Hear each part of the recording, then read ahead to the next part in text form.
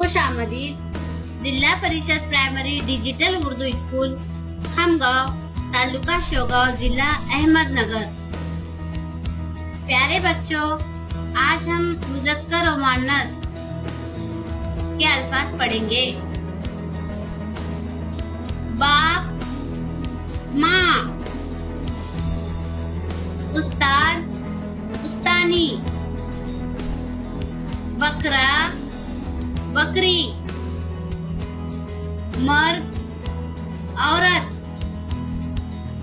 शेर, शेरनी, मोर, मोरनी, पड़ोसी, पड़ोसन,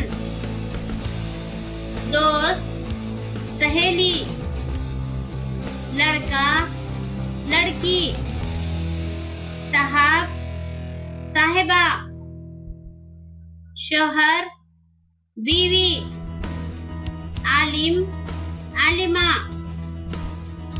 ऊंट, ऊंटनी, शहजादा, शहजादी, बादशाह, मलिका, धोबी, धोबन, दादा, दादी।